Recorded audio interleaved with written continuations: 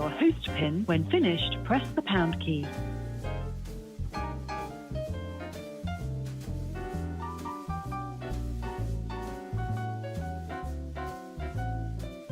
I'm sorry, but I did not hear you press at least 4 digits of your PIN number.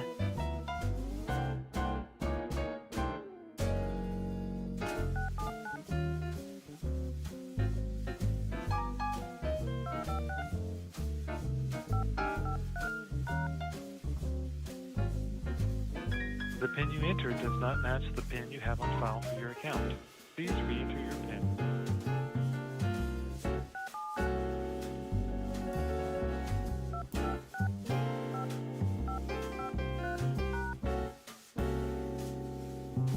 To start your show now, press 1.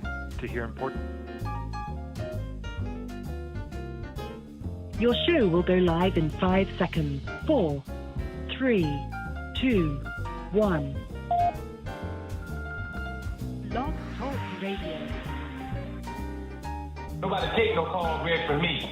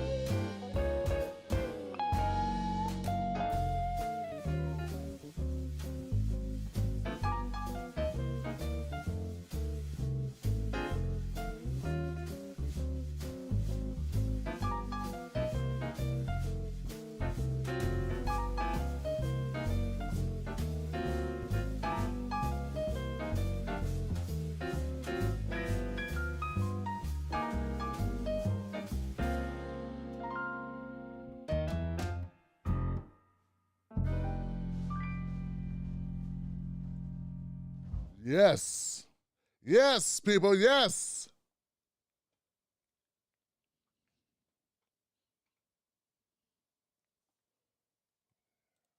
There we go.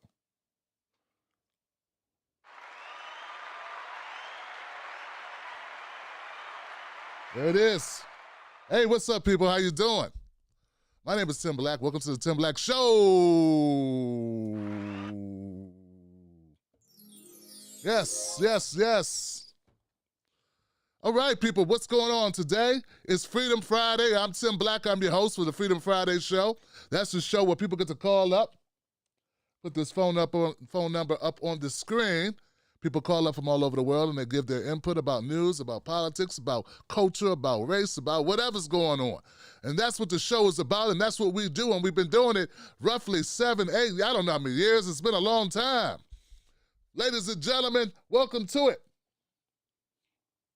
Welcome to it.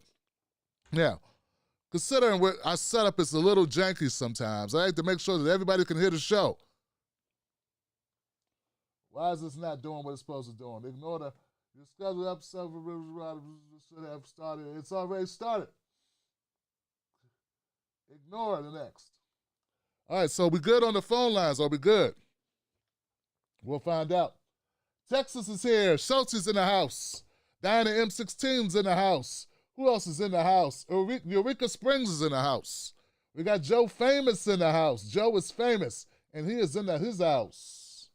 There it is. There it is. Let's check it out. We have Facebook. We have Dion in the house, and Cindy Lou is in the house. Susan Gould, could. Susan Good or could or would, and Judith. And Curtis is in the house. What's up? What's up, Nicolette?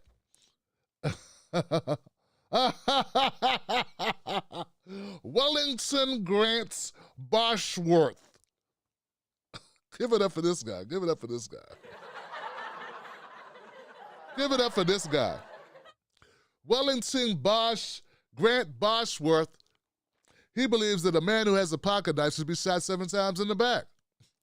Give it up for Wellington, y'all. Shit. All right. Also, we have Julie and Michelle and Margarita and Yokov. Oh, God. Something else, and people making... Tammy, what's up, Tammy? How you doing? Let me scroll past these people doing this crazy stuff. Earl, what's up, Earl? What's up, Trudy? How you feeling out there, Facebook people? Adam Berger.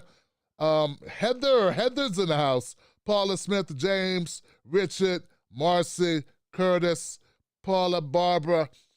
Thank you for the love. Chris said, you look dapper, brother. Thank you, my friend. Thank you, my friend. I got something here. There it is.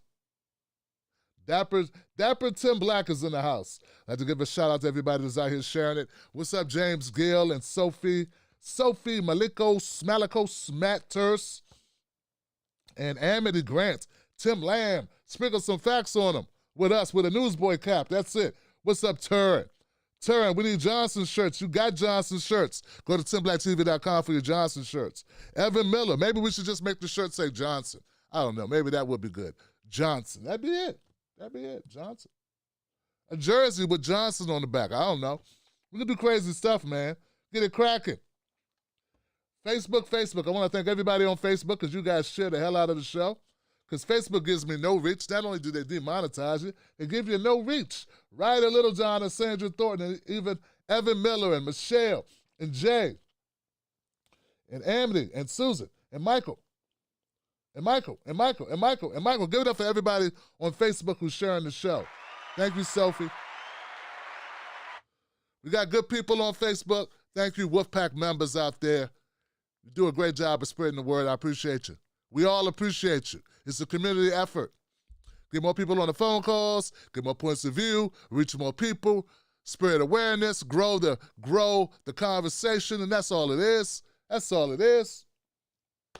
Now, let's go and move over to YouTube and see what the YouTube people are talking about because we want to talk to them as well, right? Let's talk to YouTube people. What up, YouTube people? Dude, Bob is in the house. Now let me see. Now, did I change? I did change the font. No, it's good. What's up, Sally Thompson and Steve Warwick and Tony D. Tony D said, I'm wearing my No Joe shirt. That's what's up. There it is. No Joe. DJ Leader, Mickey H. Mickey H is in the house. A man called David. Let's give it up for a man called David and Brad Bloom and Murray Warren. Thank you so much. Appreciate you. Thank you for my moderators. Moderators, give them a big round of applause for moderators. They keep it going up in here. They try to keep the trolls at a minimum. Minimum. Because, you can't stop it all. And some people hate watch. Then they hate comment. You know what I'm saying? You can't stop all that. You gotta just flow with that. You gotta, let it flow, gotta let it flow, Because they're gonna do that. You go crazy trying to catch every troll. So it's all good, guys. Thank you for showing up. What's up, Luchin?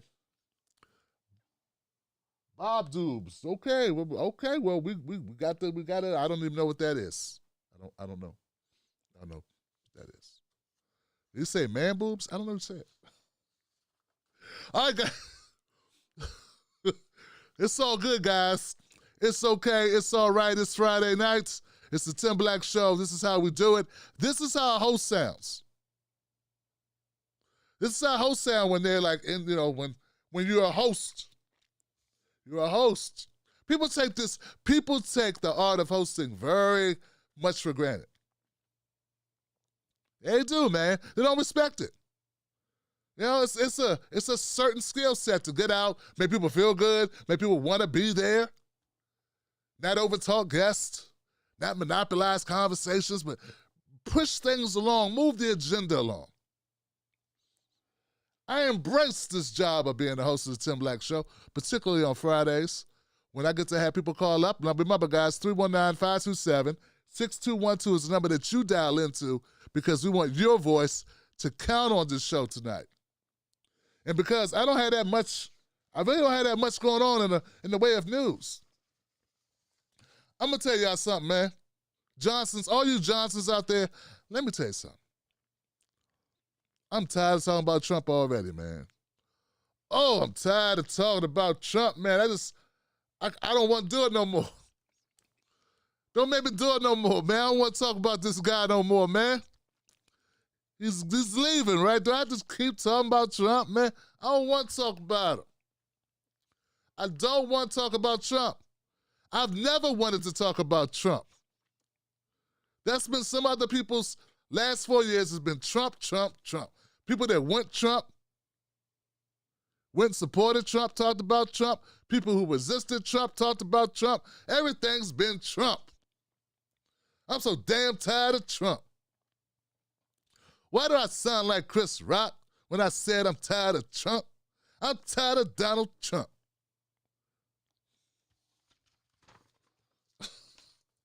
That's why, man, I don't like consuming any comedy because it rubs off, man. But I'm going to be honest with you guys. I'm really tired of Donald Trump. I never look forward to covering him. I've never embraced it, but I've had to cover it because the man has been atrocious in many ways. He has to be covered. He's the leader of the free world. Well, Trump is just a symptom. Yeah. Symptoms can kill you. Symptoms can kill your ass. Let's stop, so I never bought into that, don't cover him at all. It's saying that you see the bigger picture. Yeah, okay. Was Bush a symptom of the rotten decay of our democracy? Every president is a symptom of our rotten decay of our democracy. How'd they get elected, Johnson? Just saying. So, guys, look. It's not with it's with no enthusiasm at all that I bring you this story. But I want to point this out, guys, because it proves me right. Now, Radical Democracy is a YouTube channel by my friend Kamali Rose. Kamali. And Kamali is a real dope young brother, man. He's coming up, he's doing this thing. And he helps me out by doing part-time editing for me, as well as Andre. I got 2 part-time editors. It's all I can afford. That's it. It's bad, man. It's bad over here. And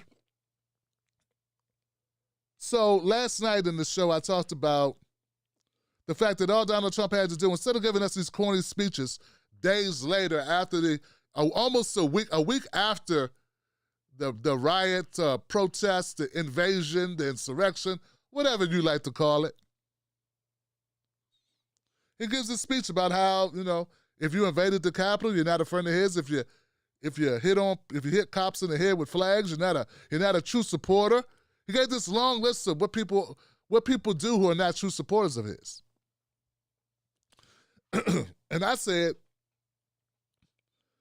it's a fine time to leave me, Lucille. Why didn't you talk about this when it was going down? All Trump had to do was come out and say, hey guys, take your ass home. At any point in time, Trump could have went live on Facebook and went live on YouTube and went live anywhere. He's the president of the United States. He could have said, hey, this is not what I want you to do. I don't want you to break into the Capitol. Let me go live and tell you guys to come home. To that point, this is why I brought up Kamali, not just to give him a shout out, but hey, what's up, Kay? Kamali found a clip, something I hadn't seen. It validates my argument. Remember that shaman, the guy with the weird hairdressing on? Well, he gave an interview, and this is what he said, Johnson. God, I got too much going on over here. Can I get this? Check it out.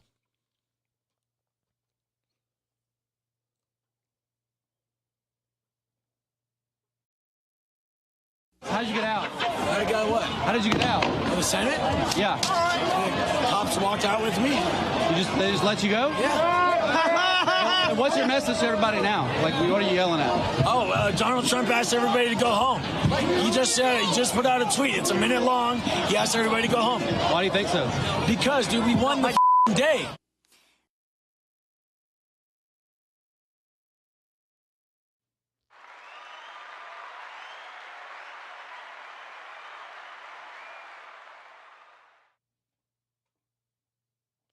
Thank you. Thank you. Thank you very much. Send money.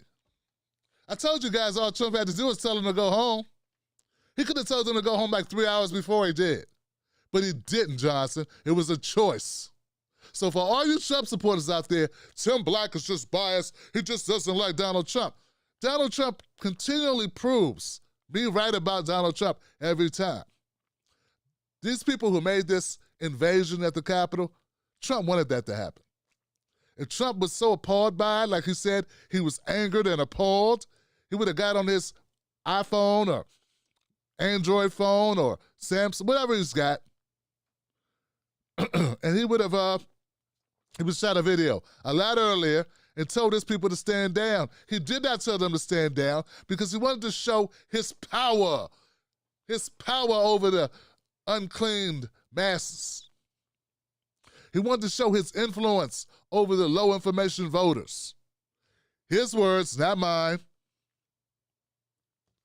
Yeah, he wanted to show his supremacy over these guys and over the world, frankly. And that's why he let it go on. Not my words, one of his top believers. Now, so put that in your pipe and smoke it. And don't say I never told you nothing, Trump supporters. Don't say I never tried to help you see the light. You just don't want to see it. You like this. I don't want to see it. I don't want to see truth. I don't want to see truth. No, is that truth? Oh, no, I don't want to see that. I don't want to see the truth. I don't want to see the truth. I can't see it. Sounds like facts that I don't like. I'm ignore them. Not good for my narrative. I can't see it. I don't see it. There goes some truth. Can't let that in. Gotta keep on blocking it. Gotta believe what's in my own head. Wouldn't want to be right. Wouldn't want to be factual. So that's what's up, man. So look, hey, I'm not saying get into arguments with Trump supporters, and I'm not saying get into arguments with people who say they're on the left, but really they're soft Trump supporters. You know, they really just make excuses for Trump all day. Because it's either, because they really like the guy, that's why. But don't argue with them. Just know that they're full of it. Just know that they're not honest. And if you really have to, you can sprinkle a couple of facts on it, like, well, the reason why a lot of his people left is because eventually he did tell them to leave. So we could have told him that earlier, and none of this would have happened. 5 people may have been saved, Johnson. It's not just for optics. 5 people died. You understand that? I'm sure Trump sleeps like a baby. He thinks like a baby. He talks like a baby. He probably sleeps like one. But what I'm saying is I don't think this bothers him at all. I think he's just fine with what happened. That's what you get when you don't listen to Donald Trump. That's what you get when you steal my election. That's what you get. So I don't think he really cares. I could be wrong. He could have not have drank his usual nightcap of, 4 milkshakes. I don't know. But here it is, guys. Okay, so moving onward. Now, it's not over. I know we want it to be over, but it's not over because the inauguration hasn't taken place yet. Trump hasn't left town and went on about his life. We're still in the belly of the beast. Now, don't get it twisted. I said it last night. We're just going from one belly to another belly. Maybe to the underbelly. I don't... See, people hear what they want to hear. They do. People hear what they want to hear. What I'm telling you is that Biden said nothing would fundamentally change under him. That's what he said. I didn't say it. I didn't make that up. He wrote that. His speechwriters wrote that. Nothing will fundamentally change, man. Come on, man. We're the force of a guiding light. We're Americans. It's nothing we can't, when we set our minds to it, it's nothing we can't do. And what we can't do is change anything, man. We can't change anything. God damn, we're Americans and we can't change anything. And I'm Joe Biden. I'm Jill Biden's husband, and I won't change a thing. You could take that to the bank, buddy. Take it to the bank. Now get out there and don't do anything. That's Biden. So here's the thing. What people are bracing themselves for and what states are bracing themselves for is the probability that there will be more protests, aka insurrections, at state capitals all across the country come Inauguration Day. Because we all know how good losers the Trump supporters are, right? States brace for armed protests in wake of U.S. Capitol attack. Do I have anything? I think I have a graphic. Let's see what this is. There it is. States brace for armed protests in wake of U.S. Capitol attack. There it is. Now, they're bracing for potential violent protests in the days leading up to the presidential inauguration on January 20th. In preparation for said attacks, many states are calling up the National Guard, erecting imposing fencing and shutting down Capitol grounds in response to the FBI's warning that armed protesters could target the capital cities across the country.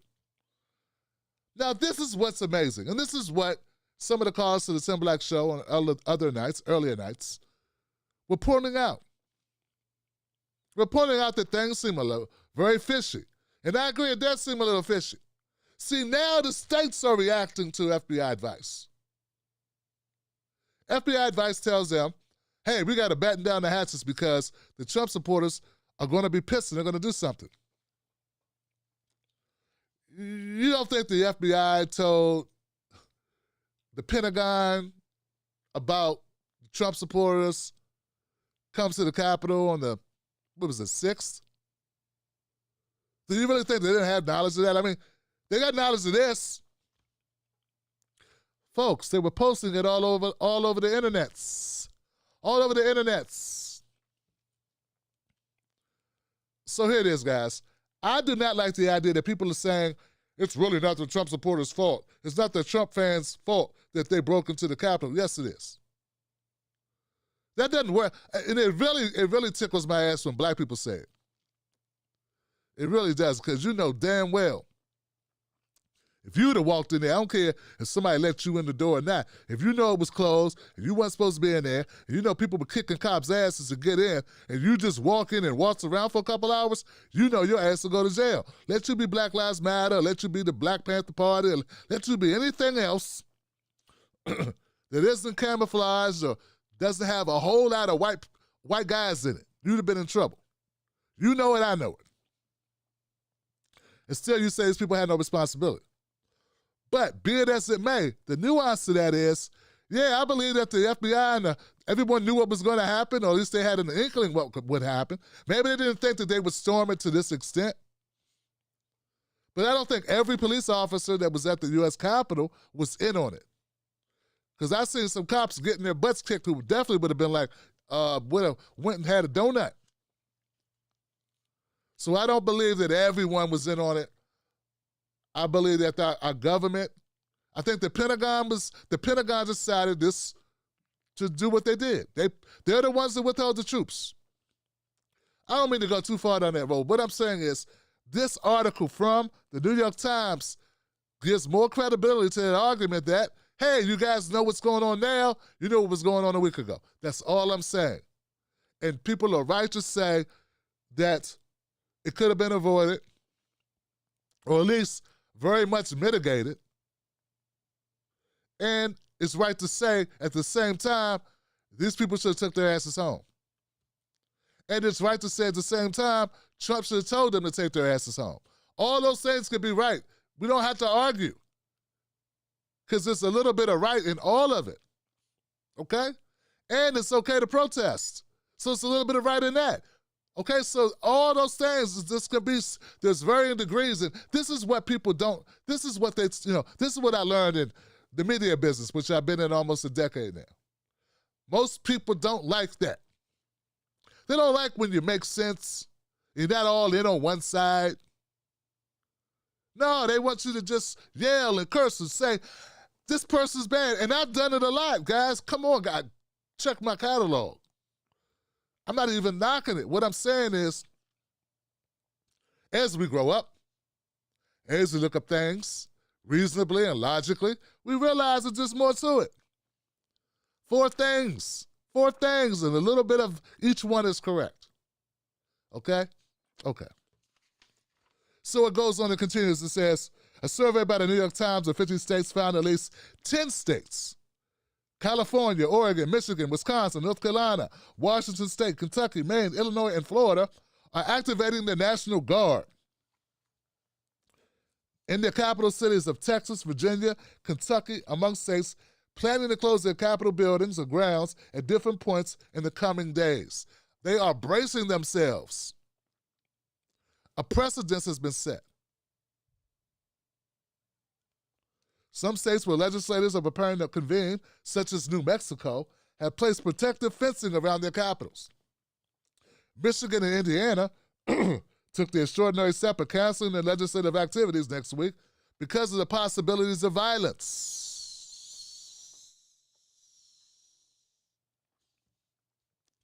So let's make this clear, guys. This is an obvious display of trepidation. See, America doesn't want to shoot white guys. America just doesn't want to shoot you. This is your country, and America does not want to shoot you. That's what it's saying, man. Is there another way to interpret this? White guys, please don't make us have to shoot you. I mean, we will if we really have to, but we really don't want to have to.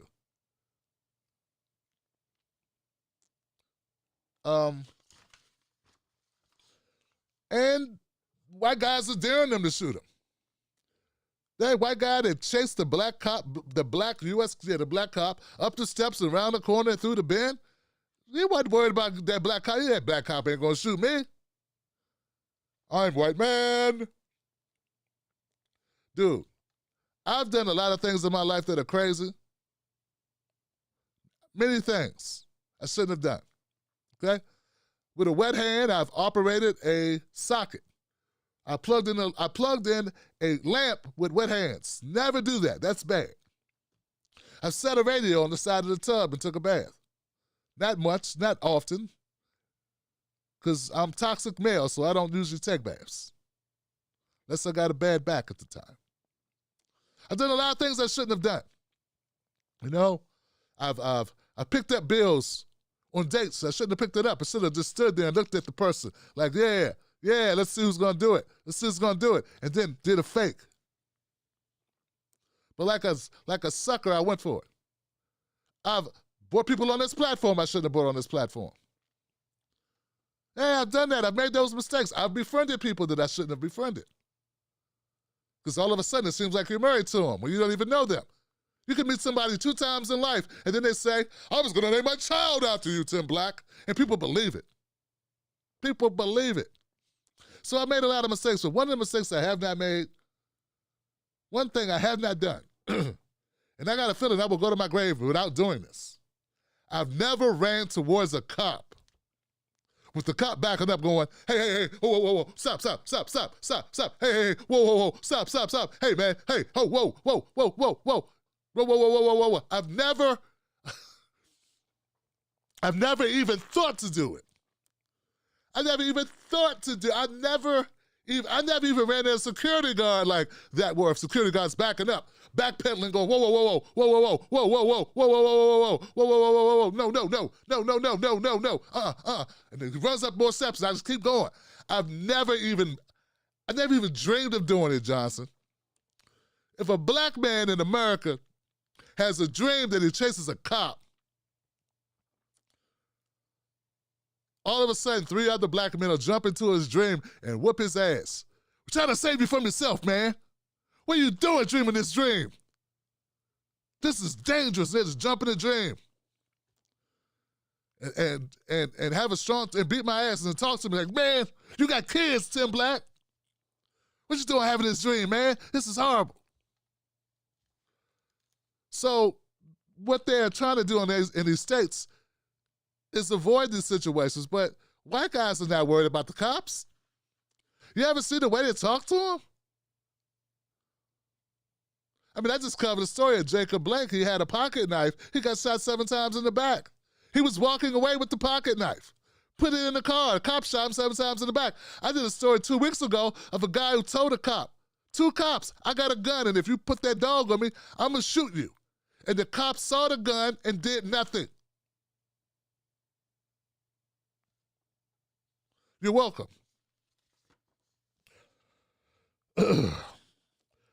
Okay, so this is crazy. Okay, so there's new warnings of violence. There's security tightens for inauguration all over DC. They're getting prepped for it.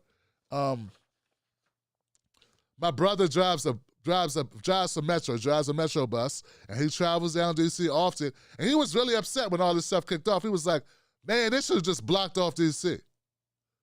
Yeah, they should have just blocked off my route, man. I had to drive through all this chaos."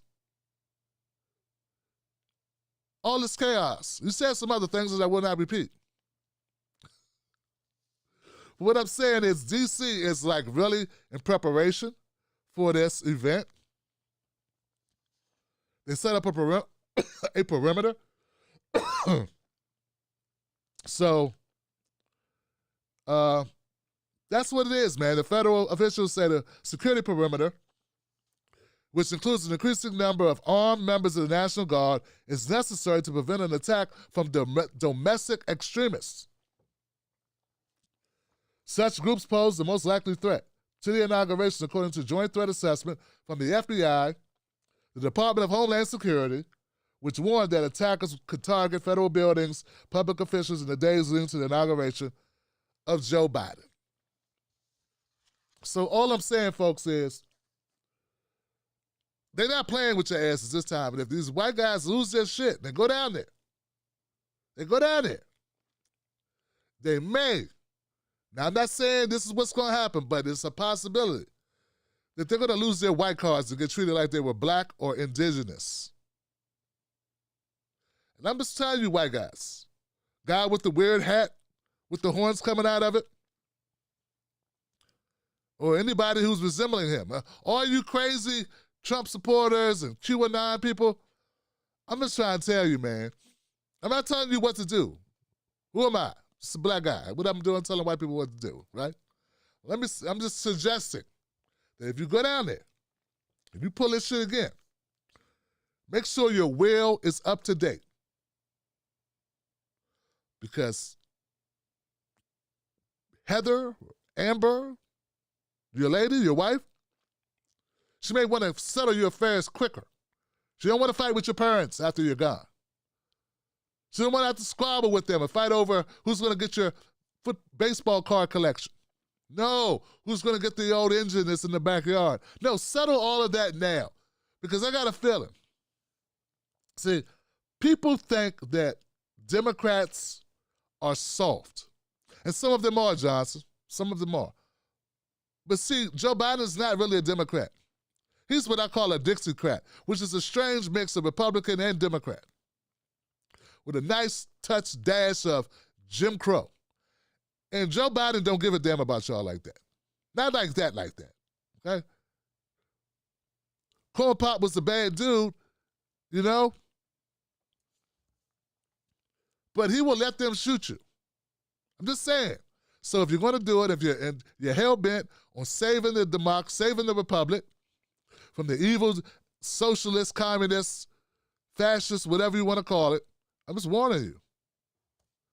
Just have that will made up, man, because you don't want to leave a bunch of problems for your family to sort out after you're gone, because it's a possibility a lot of you are going to go. So now you got a decision to make, and it's all on you. You know, if you like to spend your last days storming a federal building, it's up to you. Now, I know some people watching like Tim, that probably nothing will happen to them. You just said that white guys are going to be good. Well, we'll see, guys, because we'll see. It's a chance you take. It's like a Russian roulette. It's Russian roulette. It's the deer hunter all over again, Johnson. And we know what happened to Stoneface. Christopher Walken, right? Okay, hey, do you. Do you, boo-boo, do you. All right. Last story, guys, before we go to phone calls. This is interesting, right? This makes my blood boil a little bit right here. Because this is exactly what I do not want. This is what I rail against. This right here, this type of nonsense right here, guys. This right here.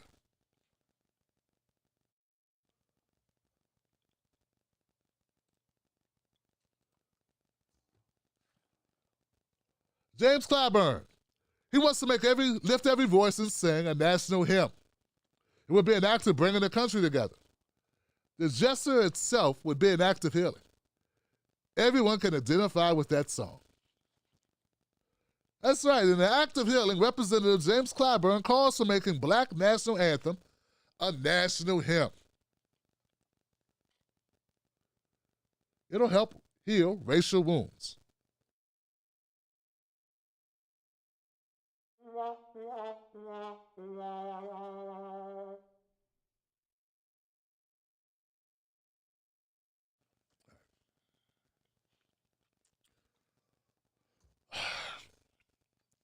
You know what will heal racial wounds? The end of white supremacy, wealth inequity, wealth inequality. That'll help heal it. Money, land, tax deductions, stimulus, public goods, education, wiping away student debt. I mean, it's if people said, Tim Black, if someone would have asked me, if I got a phone call tomorrow and they said, Tim Black, or if they call not just me, let's make it about everybody. If you got a phone call tomorrow and they said, what would heal racial wounds? They called 10,000 people. All of the Wolfpack got called. And this is my scenario, my analogy. All of the Tim Black Wolfpackers called. 150,000 strong. More like 600 on Patreon, but okay. Plus another 500 on Facebook or YouTube, Facebook. Okay, something like that. 1,000 Tim Black Wolfpack active members are called.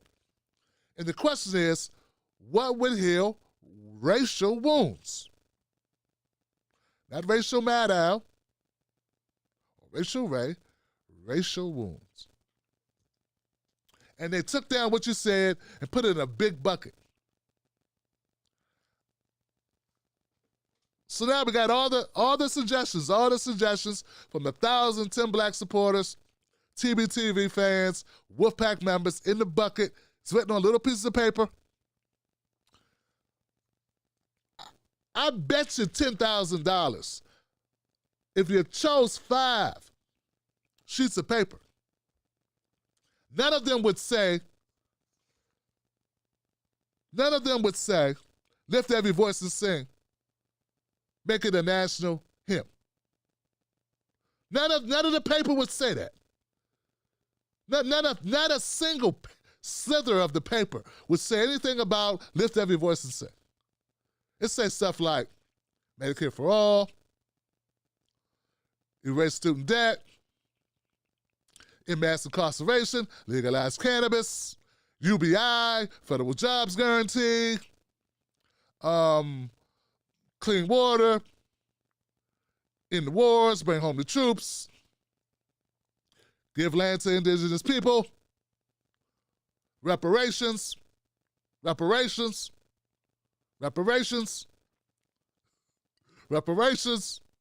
get it, reparations. It say all this stuff on it. Protect women, babies, feed the babies in poverty, in homelessness. It would say all of these things. And I'm telling you guys, I don't think that you could find, you went through all of them and just kept picking till your arm got tired. So you need to put your arm to sing. I don't think you would find the word. Now, you might find one dummy who may have said something about a hymn. But I really doubt it, guys. I really doubt it. And see, here's the thing. Jim Clyburn has been the South Carolina representative for a long time. He's the third most powerful behind Steny Hoyer, behind Nancy Pelosi for the Democratic Party. And he is this out of touch. He's this out of touch with the people. Yet he continues to get reelected and chosen and listened to and interviewed.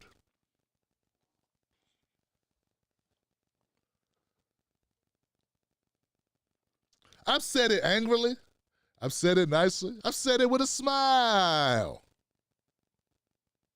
It's time for his ass to go. No matter how I say it, certain people get offended. How dare you? Jim Clyburn's a pillar of the, he's an old guy who's on the dole taking pharmaceutical money, willing to lie, willing to throw us under the bus, want to be a fake kingmaker, worried more about his friends getting good jobs, so than worried about the whole of black community getting a fair shake. And that's the problem. You can like him as a person. You can go have a dinner with him, as some have bragged about to me. You can go do all that shit, man. Fine. But as him as a public servant, he sucks. And even if he does mean well, it doesn't matter. He's not doing well for us.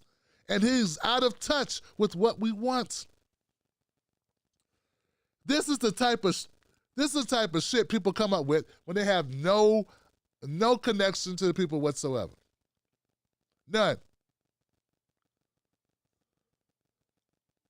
We're not going to give you money. We're going to give you a song. It's not even a new song, Johnson. It's a song we already had.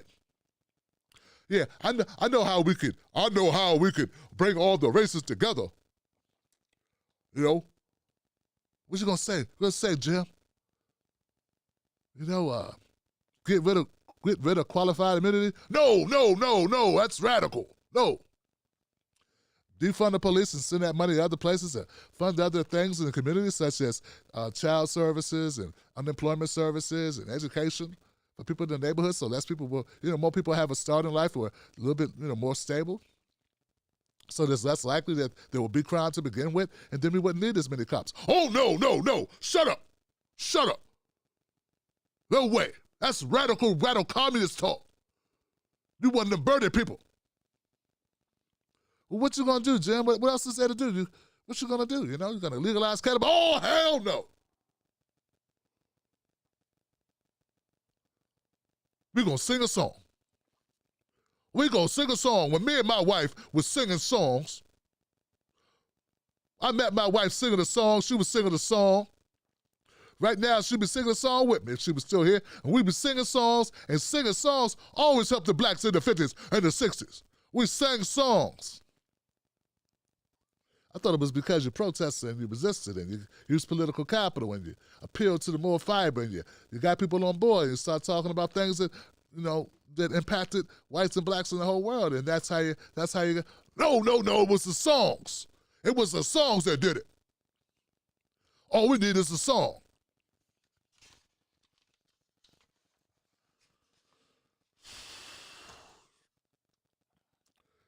To make it a national hymn, it would bring the world together, it would bring the country together. It would say to people, you aren't singing a separate national anthem, you're singing the country's national anthem.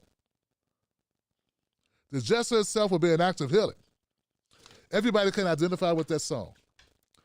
Folks, this is one way in which you delegitimize claims by African Americans, undermine the push for reparations, undermine the push for wealth equality, further allow the ignoring of issues related to the black community, and pacify those dumb enough, but most people are not dumb enough to be pacified by this. But it's the way that you let, and this is the worst part about it, forget what it does to black people.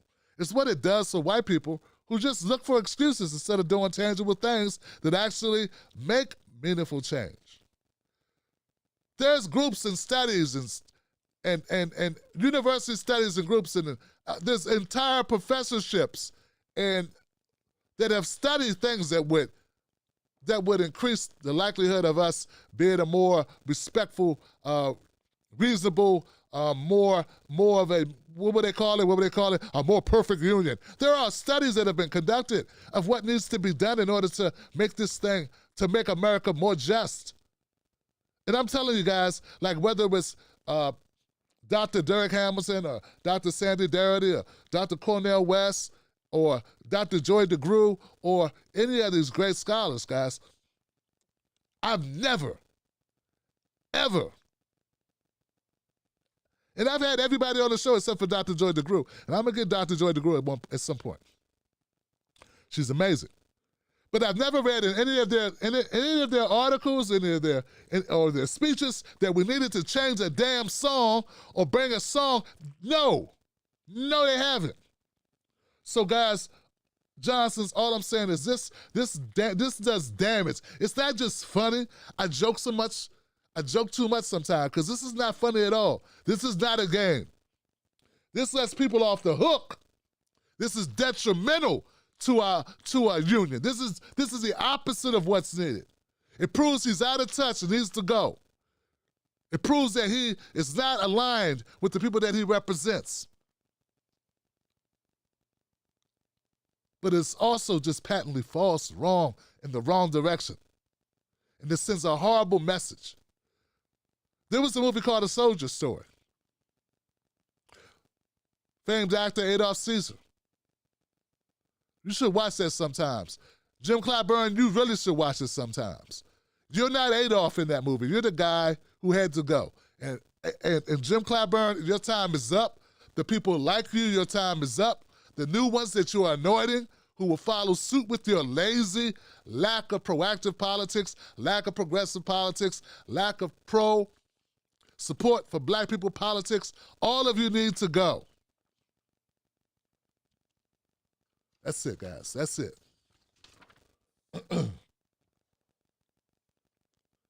Shameful stuff, man. Yeah, we don't need to, build on women's rights in the workplace. We don't need to protect children. No, let's just make a song about it. Hey, let's dust off this old song I got laying over in the corner. Let's everybody sing that song, and all of a sudden the kids won't get abused. All of a sudden the women aren't getting battered. All of a sudden all these things change. No, it wouldn't work for nobody else but for black people. For black people. Nothing tangible. Let's sing a song together.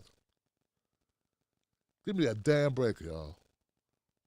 Give me a goddamn break.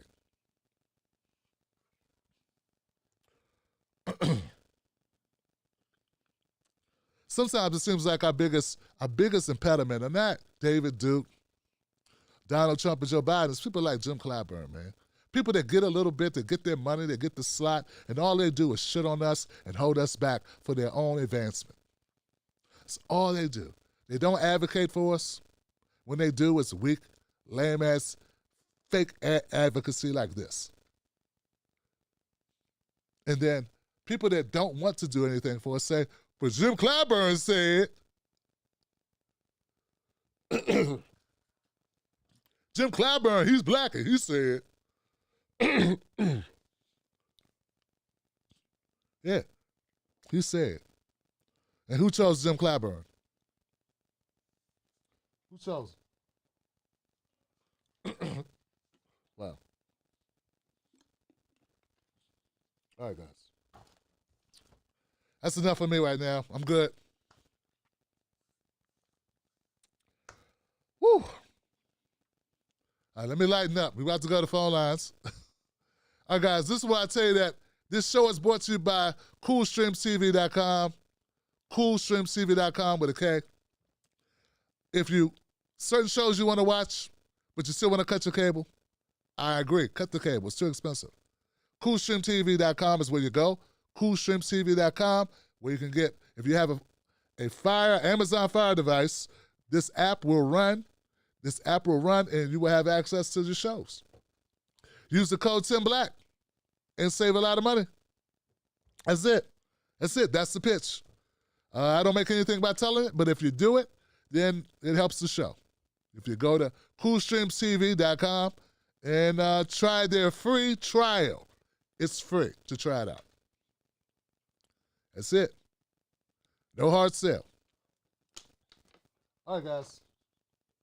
We'll take a brief break, and then we're going to start the show. We're going to come back with phone calls. Let's make it happen, Johnson.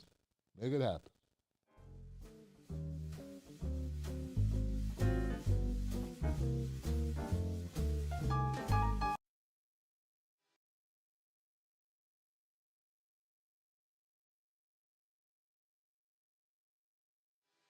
Cool Streams TV, the best streaming service in the world. With over 2,000 channels.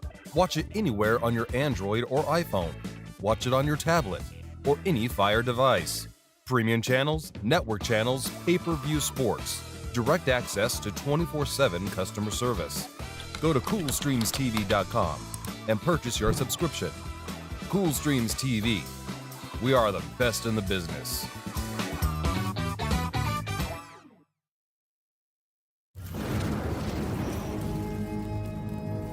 Don't fall for the banana in the tailpipe. Don't be fooled by corporate media talking heads misleading the people. Get your news and information from an entity that keeps it real. Tim Black. Tim Black is the host of The Tim Black Show. Independent news that leaves you informed, inspired, and sometimes entertained, but always in the know. Go to TimBlackTV.com and sign up today.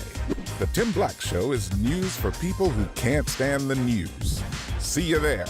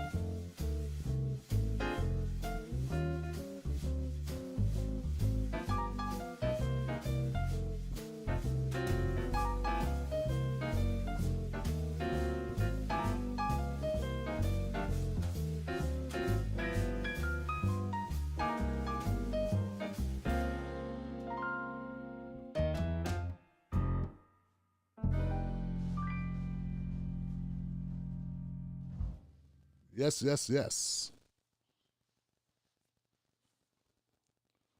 All right, people, here we go. Let's make this happen. Let's make it happen. Let's make it happen. We're back to the phone call segment of the show. 319-527-6212. 6212 is the number you dial into. And I'm going to start with the calls in the order. I'm trying to go in the order that they were received. Starting from top to bottom. First call is a 310 number. 310. You're live. What's your name? What's your comment? Hey. Hey. What's up, Tim? Hey, smart sister, how you doing? Sister here, you know it. All right now. I'm good. How are you? I'm good, sis. Honey, wow, I'm surprised I'm first. But anyway, queens are first. You know, that is how it goes. However. Right. But to piggyback on what you were saying, you know what, really, like we had talked about before, this political theater that's going on, but what cracks me up is, like you're saying, black folks, we've been through all of this and then some, and it's so fake and phony, and it's so orchestrated, you know, that people don't even know how they're being used. You know, we know a lot of these knuckle draggers been around a long time. This is not something that Trump has radicalized these people. You know, are you kidding me? Come on now. America is just starting to see who it really is. If I hear one more damn time, this isn't who we are. Yes, the hell it is. It's exactly who you are. Okay, exactly. So I don't want to hear that. And black folks, like I said, we need to blacks it. We need to go on, just pull our own stuff together and get us together. Because, hell, we built Congress. We the ones built the damn building and everything else. And then, you know, these people get to come in there and do whatever they want and be terrorists. And as long as it's white supremacy is going to protect itself. That's why white folks don't get the same treatment that we get for worse stuff than we could ever do. Okay, so it's going to always protect itself. So all of these people, you know, that want to act like this is some radicalized, no, this is America. Y'all starting to see why we got high blood pressure and diabetes because we had to deal with this crap forever. So, like I said, we need to pull back and do what we got to do for ourselves like everybody else does. Every other racial group does the same thing. You think a Korean community is the hell worried about any of this garbage? No. They built their own shit.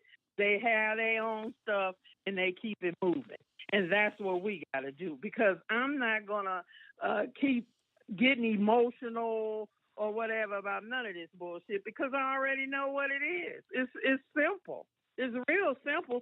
So they're just going to use all the knuckle draggers to deflect your attention from what they're really doing.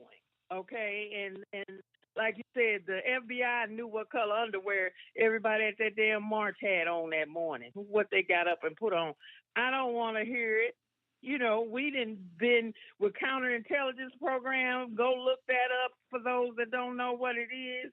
When you really see to what extent, you know, the CIA, the FBI, you got the DOD, we got every alphabet under the sun in terms of intelligence. So don't give me that. This stuff is so orchestrated till it's not even funny. So don't fall for it.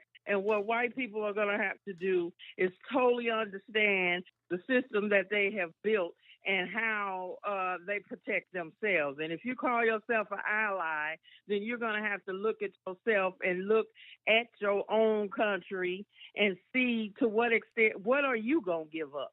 See, we always talking about working together and we got this, but what are white folks going to give up? You going to give up your privilege? That's the number one question right there. I'm not going to ask nobody to do nothing. All I want to do is work with my folks and get us to where we got to go because history has shown don't nobody give a damn. So we've got to, and do what we got to do and keep it moving. So that's all I got. Thank you so much, Wow. and have a great show. You know it, Smart Sister. Good up for Smart Sister, y'all. My sister. This thing loud as hell. It's loud in my ear. So Smart Sister put it down there, she's well on point. Now, part of what she said, guys, I want you to know there's a guy by the name of Irami Ofro Simpong. I know I'm pronouncing that wrong. I called him the Funky Academic. He used to make it easy for me. I just call him Irami. Now, he used to do a show with Yvette Carnell, but he went on and he's now doing his own thing, and Yvette's with Tone Talks. And he recently put out a video, amazing video. He puts out a show like every week. I want to invite everybody to go support Irami, because Irami is a professor. He's studying for his PhD. He's a philosopher, and he really puts it down on politics. He has a great show. I'd like to see his show grow. I want to help support that growth. I've had the privilege of having Irami on the show before. I want to try to bring Irami back. He's also been on The Hills Rising. He's been a number of places. And his latest release is about just this subject where it's like, look, man, in order for us to have a true allyship, white people are going to have to give up stuff, because that's what it's going to take. We need more John Browns. And frankly, to get a John Brown, the reason why John Brown was John Brown is because there weren't a lot of John Browns to go around. You know what I'm saying? So if every white person, a majority of whites or whatever, were willing to go down like John Brown, we would have changed this country a long time ago. But in order to do that, you put yourself right next to us, and I don't mean just in proximity where we take pictures and selfies together, but you put yourself in harm's way. And that's a difficult thing to ask, especially when people don't have to do it, right? It's a difficult thing to ask when people don't have to do it. They just go back and live their life. I've had friends, when I was coming up, I was a teenager, I had white friends that, like, there was a white guy whose mother was married to a black guy, and we were really close friends. But you know what he did 10 years later? After living mostly a black life and surrounded by black girlfriends and had a black child and black friends, he ran back to his side of the family with all the white people. Because that's where the businesses were. That's where the access were. That's where advancement was. That's where upward mobility was. That's where the white supremacy was. And being with us, he got some cool music, and some cultural stuff. But you can't buy a house off culture. And he got tired of being the only white guy in the group, trying to talk us out of problems with the cops.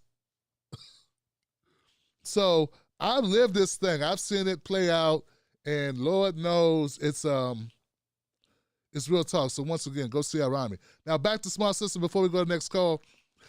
I got to correct Smart Sister on one part. She said, now white people know what black people have been going through. Now they know why we got high blood pressure and diabetes. The high blood pressure part I agree with. But we got diabetes from Kool-Aid Johnson. That's where we got that from, Johnson. That's where that came from. Kool-Aid and Tang and grape drink. Now, if we get rid of Kool-Aid, Tang, and grape drink, we'd be all right. Jokes, guys, jokes. All right, let's go next call. Barbecue sauce? Okay, next call. Yams. All things I love, my 4 food groups. 714. 714, you're live on Freedom Friday. What's your name? What's your comment? 714. Hi there. Wow, I'm number 2? That's cool. There it is. It's a tough thing to come after Soul Sister in L.A. Hello, can you hear me? Yeah, I hear you just fine. Who's this? Hello? Yes, who's this? Okay, hi, this is Aoife from Orange County, California. Gotcha. What's on your mind? And, well, it looks like our government is still refusing to take care of its people. It's funny that Biden is subtracting the $600 Trump decided to give from the promised $2,000. But I guess I shouldn't be too sad because it could have been $200 if he counted the $1,200 from before. So I guess we're coming out a little bit ahead, right? Damn. Well, Also, I wanted to speak a little bit to AOC's video that she made, and it really got me thinking about what if the rioters got to her or any members of the squad. Like, what kind of fracture in the country would that happen if they dragged Ilhan Omar out and killed her? Because that's exactly what they would have done. And it's just how close we came to this whole powder cake just erupting. And those people were praised. And I agree. I know it was all orchestrated and it was planned, but we came really super close. And to think that Congress is still playing around with this like idiots, 14th Amendment, Section 3, just get it done and move on. But my main fear is that the Democratic brunch, I think they're all going to go back to sleep. They're thinking that Biden's in and everything's good and 80-year-olds are in power and we don't have anything to worry about. But we do, and this thing isn't going away. So, well, thank you very much, Tim, for letting me voice my opinion, and I appreciate you, and I wish you a good night. Wow. Well, thank you for the phone call, my sister.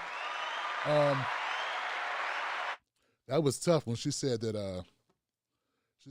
Joe Biden could have gave us less money. He could have allocated less funds. This plan could be with less money. He could count all the money that Donald Trump gave us and just tacked on the additional, wow. I didn't even consider that. Okay, so she just put something on my to-do list. I did not watch the AOC video. So I'm going to have to watch that video. So that's going to be my to-do list for the weekend, to check that out. But just to imagine how bad things can go. See, here's something else that we gotta throw into the mix, guys. Yes, it's possible that yes, it looks to me as if, I'm not saying that they made Trump supporters do stuff. I'm not saying they, facilitated it. But they were aware of it, and they could have intervened. They could have intervened, Johnson. Also, the thing about it is, once something gets going, you really can't control necessarily what happens. So I agree with this caller. Anything could happen. So you let something go down, you think two guys are just going to fight or, hit each other a couple times, and somebody pulls out a knife or someone picks up a chair or someone pulls out a gun that you didn't know they had, and they kill a guy. This stuff has happened in fights, and I've seen people fight, and next thing I know, things got really serious really quick. So this could have really escalated very quickly into another realm. And look, we're even saying that on the backdrop of a woman being trampled to death, a couple of people having heart attacks that took their lives, and a police officer beat to death or dying for the results of his injuries. Another officer the next day who took his own life. And, of course, the woman who was shot and killed. So it could have even been worse than that. We got off light, Johnson. Or they got off light. They got off light. All right, I'm going to go to another next call. 917. You're live. Freedom Friday. What's your name? What's your comment? Hi, Tim. This is Fabrizia from New York City. Hey, how you doing, Fabrizia? What's going on? I am well, after all, still alive. That's it. Yeah, that's a hard task. Well, it was really bothering me how the narrative was going with, this is not America, like how they were trying just to put Trump under the carpet. And, that doesn't belong to us. So at the end of the day, we can't say that anymore. And still, Joe was saying it, this is not America, even though the people went and trashed the White House. and he was still with the same narrative, like this is not America. I'm like, who are we anyway? I mean, who do you think that we are as America? That doesn't even exist. Like, these people exist. They did it. They did what they did. And Trump was, and he still is, the president. I mean, double impeached, but still. Right? He's not the president of Brazil. We have a horrible one over there. Don't worry about that. We have a good team in America, from north to south, from the south to North America. So it's just sad. It's sad, but at the same time, I really care about, I mean, any life that was lost. But the statement, trashing the White House, when they are trashing us, I hear them, and I'm with them. Not that I would do that, but I'm glad that someone did it for me. I'm sorry. I'm sorry. I didn't mean to say it, but I did. It's just, we can't have a country that have a president like Trump, and then you try to deny it. You try to say that he doesn't belong to us. We are not that. We are not Trump. So here we are. So do you see that? The security, the national security, like opening the gate for they calling they really believe that they were doing a revolution. They really believe that. And you know what? Today I was listening a little bit about the Q, whatever is the theory, the conspiracy theory about the Q. I can't remember the name, but that is basically what they're saying is that, the opposition is evil, and the good guy is evil, and the bad guy is more evil than you think. But isn't that reality? And that's how they get you. Obviously, the stories, they are completely like crazy, based on the fact that these people didn't even go to school. They don't understand science and all of that. But they are really picking up from what's happening. And this thing about the White House, I mean, I care about the people being killed. I don't care that much about the White House getting trashed. So you see there are people that it seems that they are like in two different sides, but we are not. We are in the same side, even though the white supremacists, they, because they don't have any right, they were forced to believe that they have more rights than others, because that's the only thing that they have in life. They got nothing. They got nothing. Just like we don't got nothing. But it's like, oh no, but at least I have my white skin. So, okay, so then I'm better than they are. So I'm going to hold on into this, and I'm going to go crazy. And it's sad. It's really sad. I mean, how manipulated the society, how we got here, but I think that's much sadder how we have been living all of this time, because I'm a Pilates instructor.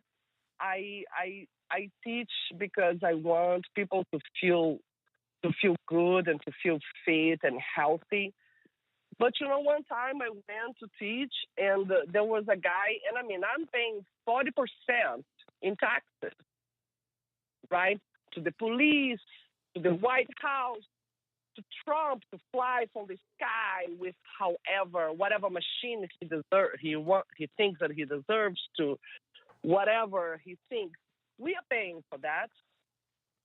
And here I was early in the morning going to teach, and there was a boy in the Upper East Side of New York City, surrounded by, I was getting to the studio, and first I saw a police car, like, parked not in the right way of the street, like against the way. And then I saw the boy in the corner, and he was surrounded by, I don't know, 7 police guys. 7. He had nothing. He was a skinny boy, a teenager, you know? And what did he do? Yeah, he's black, and he's walking around the Upper East Side. I don't know what he did. But I'm sure that he didn't need 7 police around him for whatever that was happening. I know that because I live in the Upper East Side, and I know how it's like. I live here for like 15 years, and I teach at Equinox. I have like people. I have a lady that she's not even allowed to come to my classes when we used to have classes. Okay. Because of harassment. Wow. Okay, Fabrizia, I gotta keep it moving, sister. I really gotta keep it moving, but we appreciate the phone call. Thank you for calling up. Thank you, Fabrizia. Wow. Hey, went a little long there, sister. Little long there, sister. Whole time I'm like, Fabrizia, is there an end to this story? What's going on, sister? But no, we love you calling up. Just all right, go to the next call, 541. 541, you're live. What's your name? What's your comment? 541. Evening, Tim. Hey. Speaking of high blood pressure, this is Bree, and I have notes, so I'm trying to keep it concise tonight. But I have something I need to get off my chest, Tim.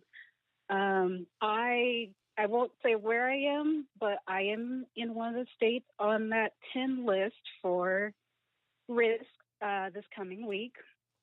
I am also a public servant, and my job does not feel like we need to shut down. And the building next door, shut down. The building across the street, shut down. People in our building are not sending, we're in a pandemic, right? We're still in a pandemic. So people are not actually even usually in the buildings, but limited staff does come in. They do minimal work. Even those people who have been coming in the same building as me, their staff has been told to stay home the entire week. My department determines that our work is a little too important to shut down, which I feel like we are important, but I think the circumstances call for different measures. I live in a state where I know at least once a month, minimum once a month, the militia's going to be downtown. They're going to be there with their trucks. They're going to be there with their guns. They're going to be there with their Confederate flags. They're going to be talking about how our Democratic governor is screwing them out of everything. And that's before the pandemic. Some of that was even before Trump. They think that we're important enough that we cannot shut down. But then they also want to post notices. Hey, if you need anybody in this building, just make contact. Here's your contact. Somebody will come open it up for you, and you can come on in. And we're going, like the few of us that actually still have to work, we're going, no, you're not doing that. We're not going to be here if that's what you're doing. Nobody's coming to the building because it's a pandemic. Nobody needs in-person service. We help people out in all sorts of ways through what's been going on. It's been 10, 11 months. We know what we're doing to keep services going without having people in our building. And now people are writing. People are actually active against public servants and government workers, and you're telling them, here's how you can get access. Here's how you can get walked right into the building while you're upset with people who may be in this building. And I can tell you, I serve a portion of the government that most people do not like. It is not usually because people understand what we do.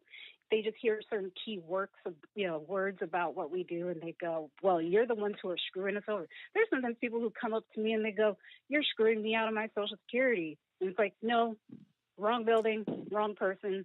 I have nothing to do with your Social Security. I'm sorry if you're not getting what you think you need. That building is 2 miles down the road. That's not us. And the people making the decision, these are people who haven't been in the building since March. And they're telling us, no, you guys should probably still be in there. Working through the pandemic, working through smoke and fires. And back in April, somebody did break into our building. Somebody did smash up our reinforced glass doors. Still want us in there. So, yeah. And as far as I know, everybody else is closed. So I don't know why we have to be the ones still open. Nobody's going to come to us. I mean, nobody good. That's the problem, is nobody's good going to be coming to us. So, yeah, I really hope people stay safe, because I want to say I'm not scared of anything, but it hits your nerves. And how am I supposed to even be productive if I'm thinking just 2 blocks away, people are beating up other people? That's still my neighborhood. That's still where I live. That's still where I work. And, yeah, I really hope everybody stays safe. So thank you so much, Tim, for letting me get that out. Sure, Bree. Wow, Bree. Thank you for sharing your story with us and letting us know what's going on the ground. And that's tough, man. It's tough when people don't feel safe, or the potential, the not knowing, yeah, that's I don't know how they justify it. Somebody making that decision who doesn't have to actually be there. That's how they justify it, Johnson, because they're not the ones that's actually going to be in harm's way or in the vicinity of harm. So, yeah, you guys will be great. Go do whatever. Go do whatever. It's indicative of our capitalistic system. Essential workers get essentially screwed. All right, let's go to 352. 352, you're live. What's your name? What's your comment? Unmuted. I heard, Tim? Hey, you're live. I heard unmuted. It goes, Yeah. 352? Yeah, that's when people come on. What's going on, man? Tim, 352. 352. Bro, I'm talking on a cell phone that hit the floor 10 times tonight. I got spider webs all over my cell phone.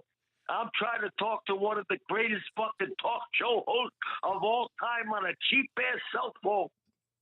Well, we can hear you. I got a real phone and a computer to fucking do this shit with you. I got to pick up a freaking $40 freaking Walmart phone that's got cracks in the phone, and I'm trying to talk to my man, and I'm hoping that they don't charge off on me. I love you, bro. Anyway, so let's keep it positive. Let's keep it positive, bro, because I'll tell you what, bro, I don't give a shit. Like, yeah, he's always big on it. I said, I don't even want to go there right now. I'm leave the fucking thing. But, bro, I'll tell you right now. When I say I fought like a white man for my brothers, I'm talking I fought like a white man that dated a black girl when I was fucking 12, 13 years old and had to fight all the white guys in my fucking school because I was dating the only fucking black girl in the fucking school. I've been fighting this shit my whole fucking life, but fucking for real. Yeah, it's a lot of F's. It's a lot of F's. Wow. Okay. We get your point, Gary. I don't know what happened there. Just a little bit too many F's there, Gary. That's what that was. Let's I'm not saying this is a PG show, but if you come on the show and you say 15 words and 10 of them are Fs, let's not do that. I don't want to censor you, but don't. 504. 504, you're live. What's your name? What's your comment, 504? What up, Tim? Hey, what's going on? I'm New good. Orleans. What's happening, man? Hey, man, I like that hat you got on. That's the kind of hat my grandfather was wearing back in the day. That's what's up, man. Old school, baby. Right, old school. I was just calling to voice my opinion about the Ayanna Presley lady that said her panic buttons was cut off. Yeah, what's up? Her and the others. I really don't feel sorry for them, because if they was using their Second Amendment rights, they wouldn't have been afraid like that in the Capitol building when all that was going down. You know? So if they would have been, at least some kind of a little bit armed, they wouldn't have been as scared as she was saying she was, how she was fearing for her life. So I just don't understand why it's always the black politicians that don't want to use their rights to protect themselves.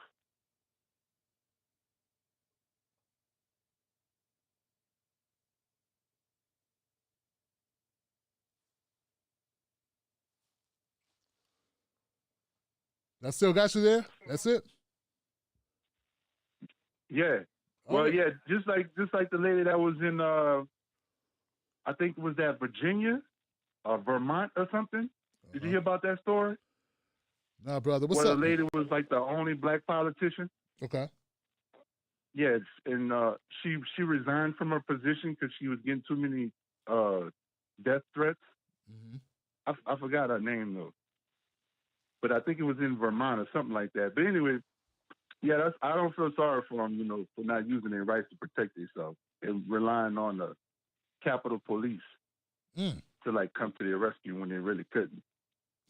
And I'm saying that because I survived Hurricane Katrina when the law ceased to exist. So you didn't have no 911 to call, for your help. You was like on your own.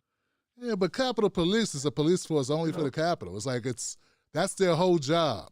Like, I don't fault Ayanna Presley for like, I don't like her politics a lot. Well, I didn't like her politics. I haven't kept up on her. But they got their own private police force, dog. And right, they do. Like, so if you're a famous person, you got bodyguards, you might not carry a gun because you got bodyguards, right? Right. Right. Right. Yeah, I agree with that. But and hey, if you got the right to protect yourself and arm yourself, I would, the right way. Okay. Yeah, I feel you on that. I mean, I don't disagree with that either, But yeah, man, I feel you. Like I say, grunt. Right. Well, keep up the good work, man. You got a good show going on. Yeah, well, thank you, fam. I appreciate it, man. My man said, look, he's going to bring his gun to the Capitol. I don't care how many guys y'all got. You know what I'm saying? And look, know this. Probably a lot of people have changed their opinion about that now. You know what I'm saying? Like now, they're probably like, I'm going to stay strapped. I'm going to have my, so sometimes maybe it takes an event. Like you said, Katrina, right? Katrina, you had to take care of yourself. There was no one to call. I'm definitely I don't want to equate this to Katrina at all, man. So that's not what I'm saying. But they may take an event that makes you realize, hey, I might have to take care of myself. And that's usually what happens when people, unless you're raised in a culture of doing certain things. If you're raised in a culture where guns are prevalent, people have guns in the house, right? Other than that, it may take a situation that causes you to be like, you know what? I'm going to have that, step back on me. You know what I'm saying? So, as Corey Holcomb would say, 5150 in the house. Got that. All right. 817. 817, you're live. Freedom Friday, what's your name? What's your comment?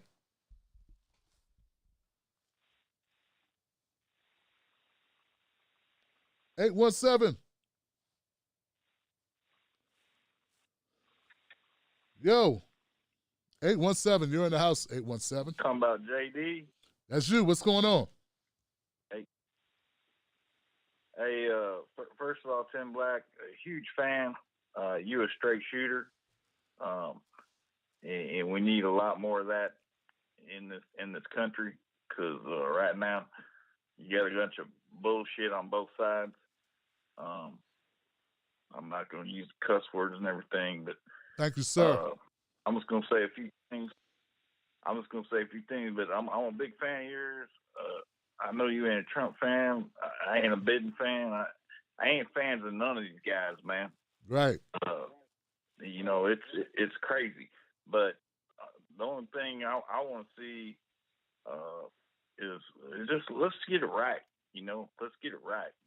And you know, this is the only country in the world that went to a civil war to end slavery. You know, so that's one thing. Secondly, I don't think Donald Trump done nothing wrong. Okay, well, that's fine. That's my opinion. But that's what America's about. We can all have our opinions. But like I said, I'm a huge fan of yours because you're one of the few straight shooters out there. Because you can't watch the regular news channels and get anything straight. It's crazy. But it didn't used to be like that, man. I grew up with Walter Cronkite. Dan Rather used to be pretty straight. You know, Peter Jennings. You know, the news media now, you got Don Lemon and guys like this, man. It's nuts. It doesn't make any sense, man. So, anyways, I just want to thank you for everything that you do, because you one of the straight shooters, and I follow you. Right. And you know, I just hope one day we can get back to normalcy. I call her Nancy Pelosi. These people are crazy. You can't impeach somebody 10 days before they leave an office or whatever. It just doesn't make any sense. That's just my opinion. But that's what America's supposed to be about. Everyone's supposed to have their opinion. So, and hey, man, keep doing what you're doing. I'm a huge fan of yours, sir. And hey, have a good weekend. I think the Cleveland Browns are going to do it tomorrow, my man. Well, we'll see, brother. But I'm going to give it up for JD. And JD said a lot of nice things about it, brother. And he complimented me several times. And JD said, during his compliments, that one thing he liked about me is I was a straight shooter. And I appreciate that, JD. So let me shoot it straight to you, brother. You know, when you said that this is a country that went to war to end slavery, and that's true. For the large part, that was about slavery. But do you know that all they did was make slavery by another name, by creating this thing called convict leasing, where black people had to go work on the same fields as they were working on before in order to have room and board? So basically they were slaves all over again, and there ended up being more black people in jail working for those same plantations because they locked us up if we didn't have a job and we didn't have clothes or a roof or food. So they put us back to work in the same fields, under the same conditions. And some would say in worse conditions, JD, because we went from being property, which was valuable, to being rentals. So people go from property to being a rental. When you're property, you're a valuable commodity. But when you become a rental, no one cares about a rental. You ever rented a car, JD? People dog rentals because they can just get another one. It's not theirs. So that's what this country did to black people. So you said I'm a straight shooter. Now, there you go. That's some straight shooting for you. We still friends?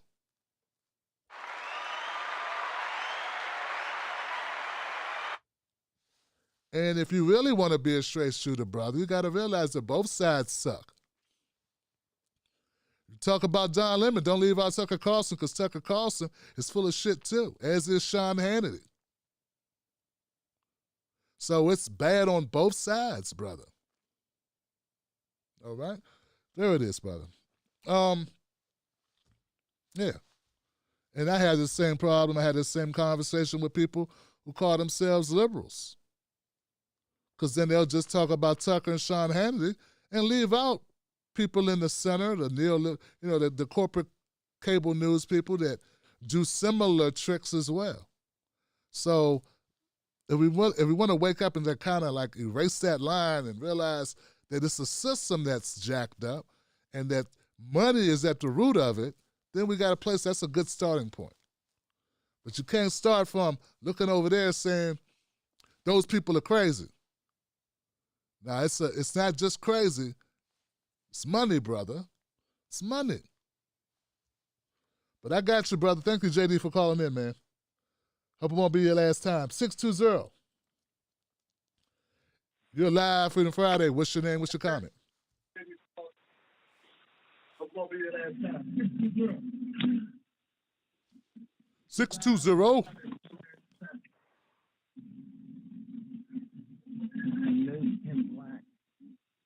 I can't hear you, brother. Not well. Hello. 620. Going once. Hello, are you there? Yeah, I'm here. I'm waiting on you. Who's this?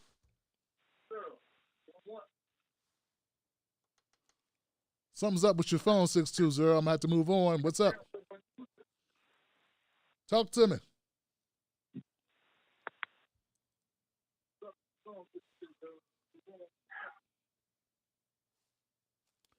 I hate to do that to people, man, because people stay on the phone line and they hold on for a while. But it is what it is. 213. You're live Freedom Friday. What's your name? What's your comment? 213. This is Austin. What's up, Tim? Hey, what's going on there? All right. I'm calling back, man. I bigged you up last time, but now we're going to get into it, man. Both parties suck. That's the most important thing in this whole new 4 years we stepping into, is to keep remembering both parties suck and look at all the hypocrisy that's going on. When Trump got in office, the Democrats swore the Russians hacked the election, and there was all kinds of conspiracy theories. And the Republicans was like, yo, you undermining our democracy by even suggesting that the elections could be fraudulent. Now here we go, 4 years later, both of them saying the exact opposite thing. You know what I'm saying? And it don't stop there. It goes through every subject. One party do something, when the other party looting. I don't even know if I could really consider all these protesters that was looting all summer Biden supporters. They probably was just people. You know what I'm saying? They might be Biden by default.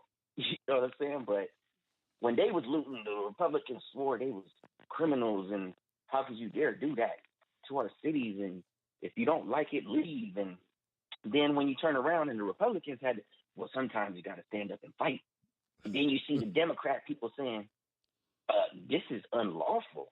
Oh, man, there's so much hypocrisy. It makes me sick. And in a way, it's kind of like if you a Laker fan, like the Lakers, they don't foul. You missed. There was no foul. He didn't touch him. And then when you miss, it's like, that was a foul. Where'd the call at? You know what I'm saying? And that's what we see with these parties, man. And people is so hoorah over, people is all riled up over their party winning, which they consider the lesser of two evils anyway. So I don't know why they're so excited. But they don't never hold their own party accountable when they get in. And that's the whole power of voting for somebody, is you can hold them accountable. You know what I'm saying? You their constituent. They don't never do that. They calling the fight one-sided, and your party can't do no wrong. Only the other party's corrupt. So that's the new word, man. It's just hypocrisy. It makes me sick. And at the end of the day, I'm not going to ramble on too long, but at the end of the day, all this hypocrisy and pointing at Trump because you either love him or you hate him, he was the biggest sideshow left hand, watch the left hand, while the right hand was stealing the 3-card money. Because while everybody's watching Trump and complaining about what he tweeted, they looted the Treasury for like $6 trillion. You You know what I'm saying? Ain't nobody uproaring about that. Ain't nobody mad about that. And even if you say like, oh, well, you don't pay income tax, well, you pay sales tax every day, and that add up to millions real quick, you know? So I don't let you know, man, I'm glad you one of the first only people to stick to the both parties stuck. You was no Joe from the beginning. You didn't jump on the Biden bandwagon. Let's go ahead and keep holding them accountable just like they held Trump accountable. You know, let's call out all the corruption. Let's call out all of it. You know what I'm saying? That's it, brother. Absolutely, man. That's the only way to do it, man. I appreciate your phone call, man, and thank you for showing up, man, and showing out. Look, I'm not one of those people that thinks that, you know, that Trump is the devil or Biden is the devil by themselves. Like, the system is what needs to be revamped, brother. And you can bring good people in or bad people in. You still have a system to work with that we have to do our best to refurbish that. So that's where I'm really at. But you're absolutely right, man. I don't support Trump. I don't support Biden, man. I support the people. And as long, no matter who, and if you go with the people and if you side with the people, if you ride for the people, you're always going to have work, right? Because there's always an issue. And look, man, I think at the end of the day, that's what people care about anyway, right? If you're sitting at home right now, you lost your job because of COVID-19 or your hours have been cut back, and you're looking at foreclosures or you're looking at an eviction notice or you got to go to a food line, you're not having a conversation about the president unless it's about, is the president going to do anything to help us? But regardless of who it is, you're looking for relief for your family. You're looking at a way to take care of your family during this pandemic. So people are concerned about what's in it for them, how it impacts their world. They're not concerned about D or R, unless they watch a lot of Hannity or watch a lot of MSNBC or CNN. So, yeah, I agree with you, my brother, and I appreciate you calling up, man. Let's just make more people aware of it. Let's make more people aware and spread the truth, man. I got another call in the queue. It's a 608 number. 608. You're live. What's your name? What's your comment? Hi. My name is Cassandra, and I'm from the Madison, Wisconsin area. Cassandra, welcome to the show. What's on your mind, my friend? Okay. Well, thank you for taking my call, first of all. Sure. And, yes, I want to talk about James Clyburn. I am so sick of that man, and he really does need to retire. The statement about making the Lift Every Voice the national anthem, in theory, I'm not opposed to it, but Tim, I am looking for an economic agenda. I am so tired of the Democrats wanting to pass these symbolic pieces of legislation. I want something that I can take to the bank that will help me pay my bills or will help me save up money for my children's future. I don't care about all of these symbolism, and James Clyburn, he just cannot seem to move beyond that. He has not offered not one lick of policy, I guess, in a good decade. I have not seen him address policy in years. And I am just truly disappointed with the people of South Carolina that they keep electing that man. And now we know why he cannot gather the support of his colleagues in order to become speaker, because there was a time last year, or maybe the year before, when Pelosi was really, people were really reconsidering whether Pelosi should return as speaker, and his name was floated. And it did, for some reason, he didn't earn the support from his congressmen, and now I see why. The other thing that I wanted to end is to talk about Pelosi. Tim, I think the progressive movement is really going to have to go after Pelosi. And we need to find people who can take her on so that person won't be accused of being sexist or misogynist. But I am really concerned about Pelosi and Biden, quite frankly, in both of their positions. The two of them have a habit of just selling out low-income people, and we just really need to find a way to push back on her, and we need a spokesperson, who can really confront her about the issues, and that's all I want to say. I am looking for economics. I just don't care about all of that other stuff, and I'm very concerned with this administration and the route that they're taking so far. Well, you have a good evening. Thanks for my call. Absolutely, Cassandra. Thank you for calling up and speaking truth to power. My sister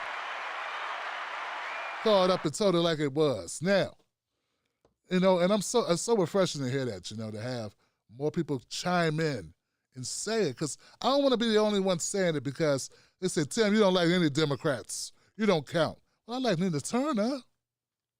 I like Ilhan Omar. I like Jamal Bowman. I like some Democrats. It's not, I'm not riding with the coach and the defensive coordinator. These are people I don't like. There's probably some Republicans that I think are okay too if I got to know them, But it's just, I can only go so far. It's only one Tim Black. I can't examine everyone in the Senate and in Congress and every elected politician thoroughly. But, the Jim Clyburn, people were pushing back on that when I was calling them out 2 years ago, when I was calling them out a year ago. Now they've come around, and now they're riding on that like it's a big deal to push back on Jim Clyburn. He's obvious. What about Jamie Harrison? You're going to push back on Jamie Harrison? What about Kamala? You're going to push back on her? See, we start showing who we are, the closer we get proximity to blowback that we can get. So it's become very acceptable and safe to go after Clyburn. I'm only calling out Clyburn now because he made the news today. And there's this ridiculous idea that is a slap in the face and a condescension to black people as if we don't want actual policy. You want to bring us together, make policy. Make real concessions. Enact policy that will actually bring us together, will make us more evenly yoked, right, for my people in South Carolina, right?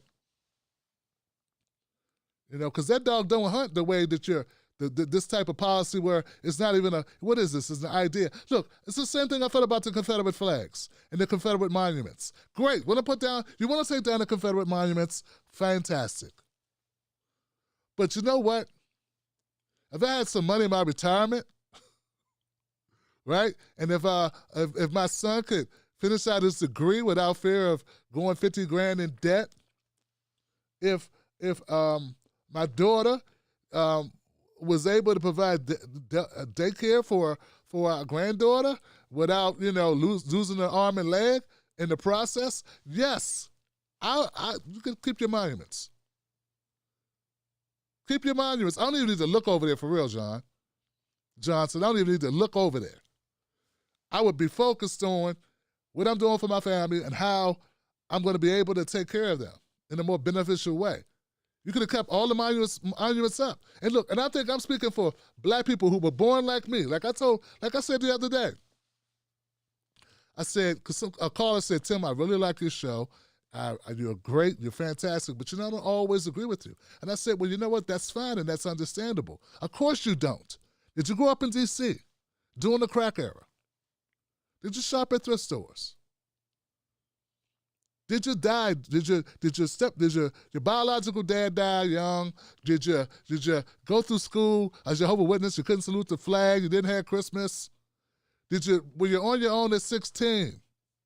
Did you get married young? Did you have kids? Do you have a wife? Like, we have all these experiences that make us different in different ways. In several ways we can be different. Our outlooks can be different. Did a lot of your friends go to jail on pent-up, jacked-up drug charges like possession? Did you lose a lot of friends in junior high and high school who were killed during the crack era? Have you ever been beat up by cops? Have you been discriminated against? Like, what's your experiences? We are all those experiences. So it's difficult to naturally relate to everyone else when everybody can have a unique upbringing, a different environment. Were you raised in black neighborhoods? Or were you raised by a nice Korean family? Were you homeschooled? I mean, there's all, like, even in this space where even in independent media, there's so many different takes, because in feelings and the ways that people express and people commentate and analyze the news, who they are comes into play. Some of us are preachers' sons, grew up in middle-class families. Others, like me, grew up working class. My dad was a construction worker his entire life. He became a foreman at some point. That's my stepdad. My other dad was a veteran who suffered from PTSD and died young. I went to public schools. And when I was in the 10th grade, I had my own apartment when I was in 10th grade. Well, I was living outside the home. So, like, we have all these experiences that make me who we are. I'm not trying to belabor the point, but what I'm saying is, when we look at our politics, there are going to be some things we can agree on. There's going to be some things we don't agree on. But I think no matter who we talk to poor working people, lower middle class people, working class black people. That's where I grew up, man. I went on to get a job in a Fortune 100 company eventually. I went on to work at, blue collar, white collar, purple collar, all these different collars. I've done it, man. Worked as a journalist and worked as a janitor. Worked as a manager, worked as middle management, worked as a sales rep. I have done it all. So what I'm saying is, but I can tell you one running thread of all the working people that I've ever worked beside, with, been friends with, broke bread with, none of them, and I'm telling you, none of them gave a damn more about a monument or about a freaking hymn song than they care about being able to feed their children, how they care about not being discriminated against, be they man, woman, gay, straight, trans, black, whatever they are. Being able to pursue their dreams is more important than a freaking song. Being able to have the ability to get a loan and not pay twice as much, or not pay 3 percentage points higher with the same credit as a white guy. See, these are things we could do. This is why we elected you, Jim Clyburn. This is why we elected all of you. So don't come to me with no damn song. I don't want to care. I don't care. We got a song. It's called Show Me the Money. We got a song. It's by Aretha Franklin. It's Respect. R-E-S-P-E-C-T. There we go. We don't need no more songs. We need some substance. And the fact that everybody in corporate media and everybody in independent media ain't pushing back with one collective voice. And the fact that Kamala gets to be who Kamala is. And you're quiet. That says a lot about who you are. The fact that Jamie Henderson, bland milquetoast, Clyburn in the making, Jamie Henderson now becomes the DNC chair. Or did they make it happen? I think Biden selected him or something. And I haven't seen you guys come out with scathing reviews of this guy. Says a lot. So it's easy to go after certain people. The others you shut up about, and we know why we do it. So don't tell me you ride and die. Don't tell me how this is a cool show, and you hip, and you down, and you real, and no cap, and all that. And you know what op, when you see one, you're turning into the op yourself. And people are going to see it, so I don't have to root. I don't have to wish bad on you. I just sit back and wait. Because too much happens in the news cycle. Too much happens. You can't hide. You will become exposed. You will be exposed for who you really are. No matter how many hookups you get, no matter how many favors the white guys do for you, the rich do for you, the elite do for you, no matter how many spots they give you, at the end of the day, you are who you are, and you can't hide from who you are. Because everywhere you go, there you are.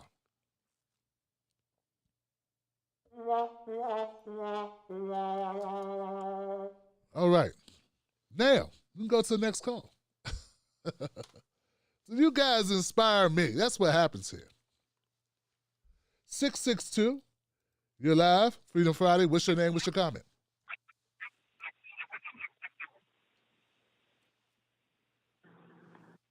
$662. Hey Tim, how you doing? I'm good, man. Who's this? Can you hear me? Yes. This is Aaron calling from Tupelo, Mississippi. My brother. What's up, Aaron? What's going on, man? Yeah, it's crazy about the Clyburn thing. It's like, okay, when he like fought in the civil rights, and like you talking about singing and stuff like that, but singing didn't get you out of jail. It didn't get the police from cracking your head. You got your head cracked regardless. So what a song gonna do for us? So, you know, I was thinking like this guy has changed so much. And it's an old saying, like if you live long enough, you become the same thing that you fought against. So that's what's happening right now with him, because I was talking to my mom, like she was talking about 90 seconds. Lewis. And Lewis was talking about how he used to brag on how he used to march with King and stuff like that. But King said he died with no friends. You know what I'm saying? He said he had, at the end, he had no friends that he marched with. So what happened? So you saying that you need us to come be with you over 60 a song seconds. when we need things right here, right now. When you told Biden that, so now what you gonna get? What you need? I don't need nothing. What? We need something. You know what I'm saying? I didn't vote for Biden. But this community needs something. You know, I didn't get the $600 and nothing like that, but my community still needs that money. So $4,000 added with the $6,000, just give them, just cut the check. You impeaching Trump again. Cut the check. Cut it. He gone. You can impeach him later. That's what the Senate gonna do. Just impeach him later. You know what I'm saying? The what they're doing is they mad because what happened in Georgia went in their favor. So you don't have to hide no more. You can't hide no more. But they doing that old little trick where Obama did that same thing, where he reached across the aisle. Reach across the aisle for what? The Republicans reach across the aisle. When they had power, they took the power and they did what they did. Now you putting that stuff on Joe Manchin. Okay, Joe Manchin is catching a whole lot of stuff in his place right now. So you want to throw him under the bus. But really, the whole point, Nancy Pelosi should have gave us that money a long time ago. People are hurting out here. Mississippi is hurting. You know what I'm saying? We're getting sick. My family members are getting sicker and sicker. It's harder to draw unemployment even when you got COVID. Even when you got COVID. I don't went in quarantine twice, and I never got COVID, but I went in quarantine twice. And don't you know they still tell me to go look for a job? Are you telling me to do that? I just told you I'm in quarantine, and you telling me to go look for a job. So now that I'm telling you that you're not doing anything for me, now you want to talk about censorship. What we censoring? Trump? Trump had to be gone anyway. He already censored. He knew this. Y'all knew to him. So who you protecting? Him? Us from him? You're not protecting us from him because the Trump people in Mississippi are still there. They're not going nowhere. Their mind is already set. So what are you censoring? You censoring me from coming at you in a peaceful way about what you not doing for me. So what you want us to do is to go to sleep. And we can't go to sleep because we're hungry. We hungry. I'm going to pick up packages every Wednesday for older people, you know what I'm saying, and delivering those packages. I got a job that people tell me, thank you. It's a woman, last week she cried so hard, she was like, I thought I wasn't going to get my groceries. Because everybody that took that order couldn't find a place because I live in the country. So, you know, I knew exactly where she lived at. But, you know, people that live in the city, they didn't know how to get to her house. So they just say, get it, and I'm just going to take her groceries back. And it's an elderly lady that needed her groceries. And I see so many old people that need help out here. They need help. And we not getting it from the Democrats or the Republicans. And I'm just upset about the fact that they trying to impeach Trump when people need money. And then they going to censorship. So they jumping from impeaching him to censorship when what that's going to hurt. That's going to hurt black people first, because soon as Black Lives Matter get in the streets, anybody that protests that, they going to take the channel down. So what are we doing? We are not focused on the main issues. And, you know, I understand that people did stuff up there at the White House that black people couldn't do. But we already knew that in Michigan. We knew that way before then. Should have. We already knew that they'll take our stuff down, go on Facebook, and go live when a police got a gun in your face. And then that police officer can call that Facebook and in that live feed. So we already know this stuff. This stuff we already know. So the censorship is going to come from we protesting when they kicking us out of our house. Because we already know that we're going to be the first ones that get kicked out of our house. So when they crack our head because we mad and peaceful protesting, it's nowhere no outlet. No other country can see it. No, they closing us back down into the 60s and the 50s where they was able to crack our heads and it was just our word against theirs. You know, so I'm asking people to wake up because it's bigger than Trump supporters going up there doing some stuff because the police let them in some places and they fought them in other places. So, you know what I'm saying? And I was watching some of the feeds. Some of the feeds say on the outside, we ain't have no Wi-Fi. But you all of a sudden had Wi-Fi when you got in Nancy Pelosi place. They set you up. You know what I'm saying? Even though that you was dumb, but they set you up so they can do this. So what kind of laws they going to pass now?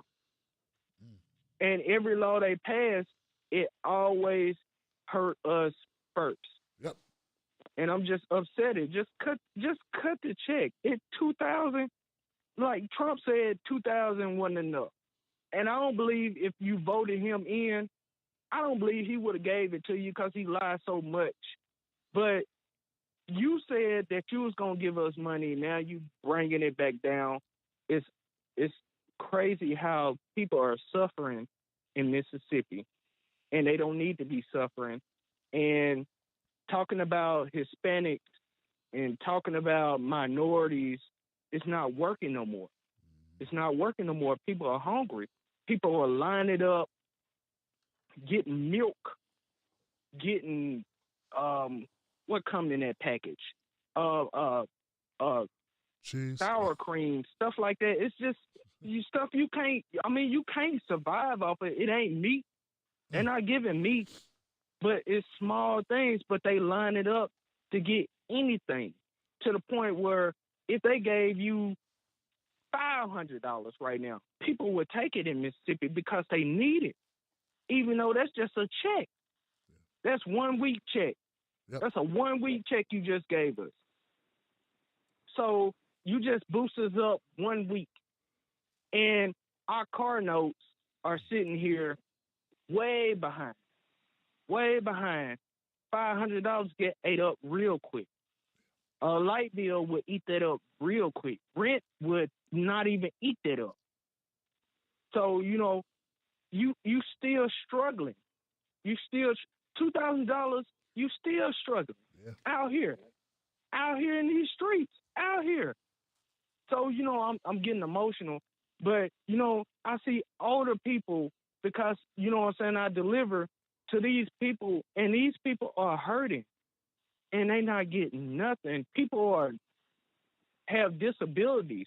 People don't have jobs, and you make it harder for them to have the unemployment that they need because they got to go look for a job. That's the reason why the COVID is going up so high in Mississippi. Because people are saying, you know what, even though I'm sick, I got to feed my family. Even though my family is sick, I still got to go out there and get it, even though I might put another family in danger because you done made it so hard for me to draw unemployment. You done made it so hard for me to get food stamps. And even if I got food stamps, you made it so hard for me to get those food that I need with somebody just bringing it to my house. So I got to get out there and get it. That's right. So I got to leave and go get it.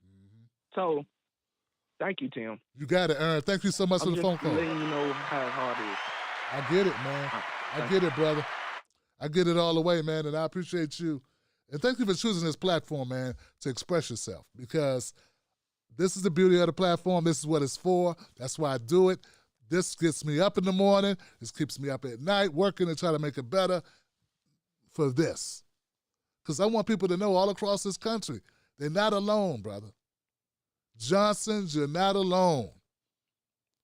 People write me all the time. They tell me these same stories.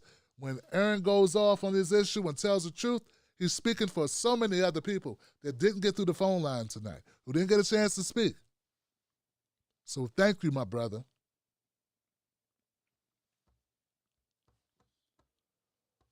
What happened to my queue, man? A couple people left from my queue. Cassandra, Aaron. I lost my 360.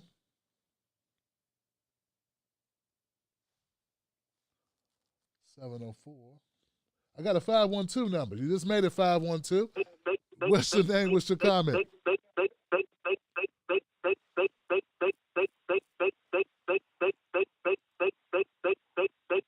All right.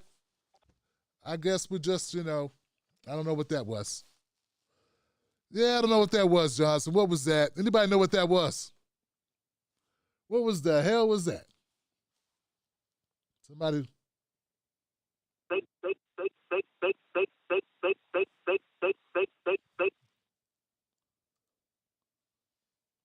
That's crazy. I don't even think they were trolling. I just think something was wrong with their phone.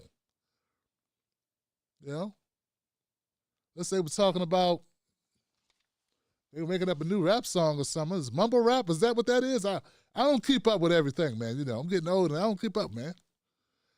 You know what I'm saying? Like J. Cole, Kendrick Lamar, you know what I'm saying? It's like you know what I'm saying? The Baby, that's about where I stopped. Like, okay, I'm good, It was Little Baby this and Baby Drop and something, and I was like, you know what? I'm good. I'm good, Johnson. It's okay. It's okay.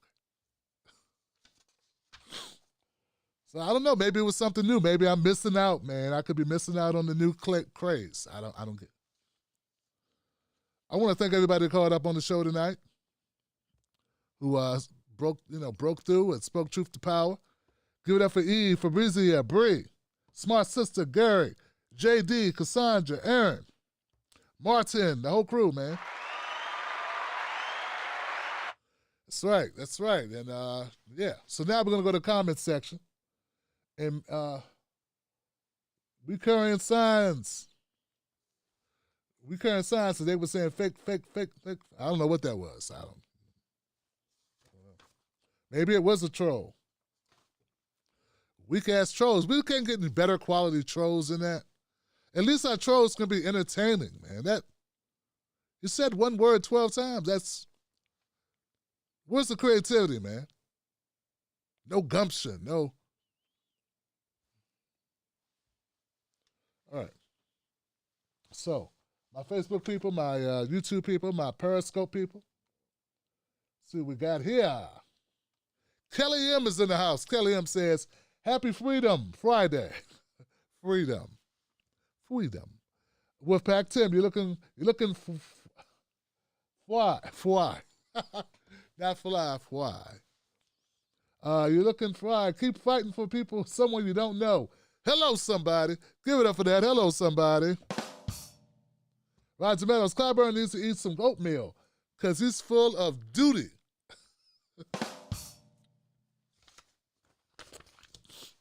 Roger, you be tripping, yo. Oh, man. That's the new saying. Instead of saying that someone's full of duty, just say, hey, they need to get a whole bowl of oatmeal. I had some bran muffins. Rated G around the kids. Kelly M says, anyone else under Tim Silver quilted jacket, matches his lower beard, handsome and distinguished. And you know what it was, Kelly? Give it up for Kelly with that.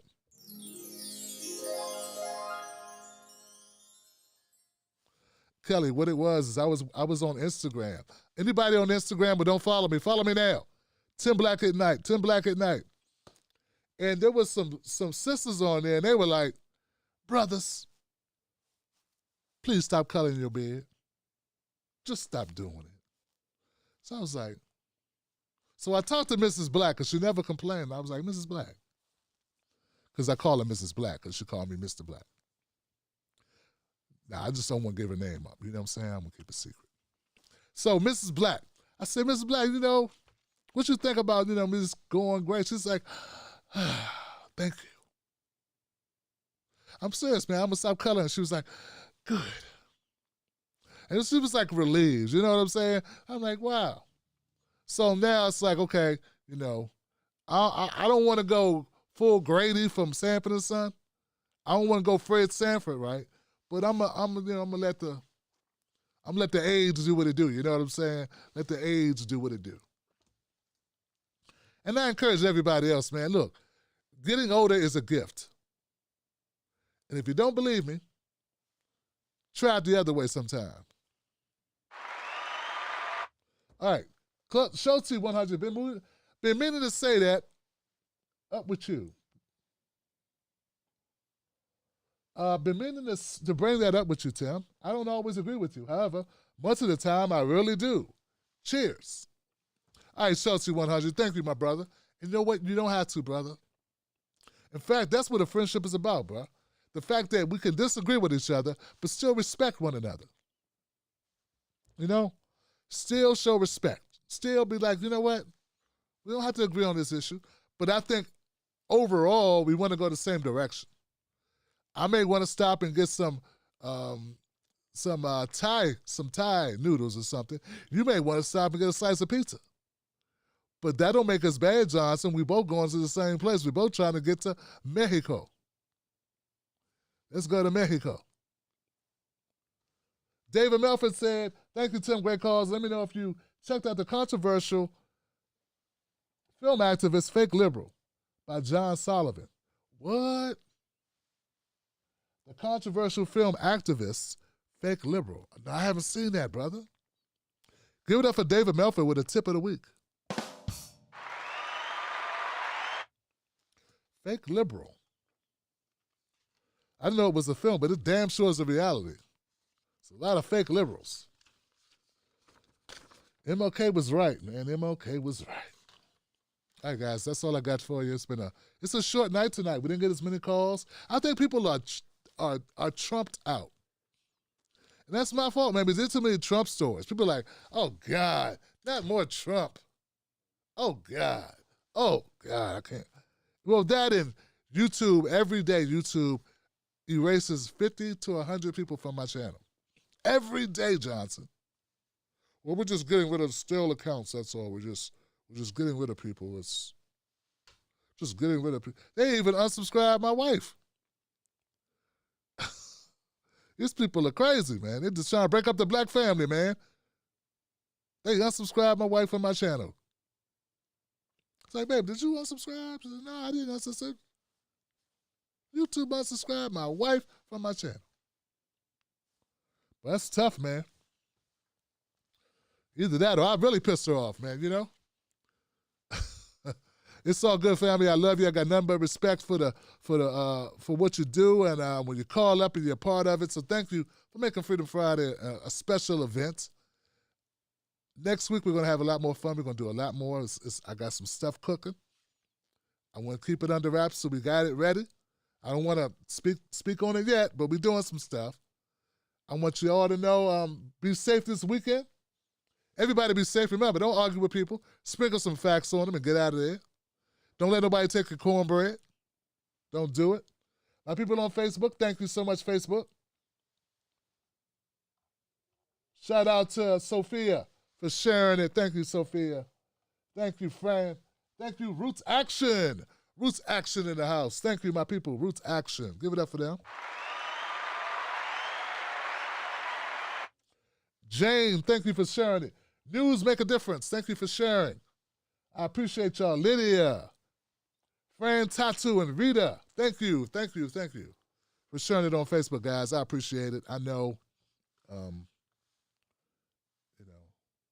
so that's it, guys. That's all I got.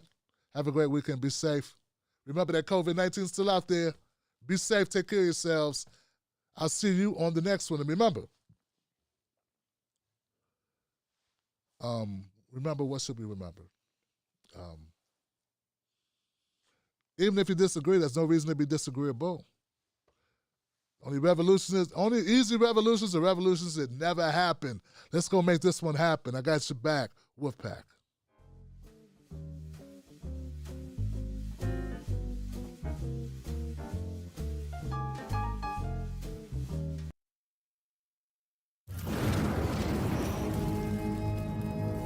Don't fall for the banana in the tailpipe. Don't be fooled by corporate media talking heads misleading the people. Get your news and information from an entity that keeps it real. Tim Black. Tim Black is the host of The Tim Black Show. Independent news that leaves you informed, inspired, and sometimes entertained, but always in the know. Go to TimBlackTV.com and sign up today. The Tim Black Show is news for people who can't stand the news. See you there. Cool Streams TV, the best streaming service in the world. With over 2,000 channels. Watch it anywhere on your Android or iPhone. Watch it on your tablet or any Fire device. Premium channels, network channels, pay-per-view sports. Direct access to 24/7 customer service. Go to CoolStreamsTV.com and purchase your subscription. Cool Streams TV. We are the best in the business.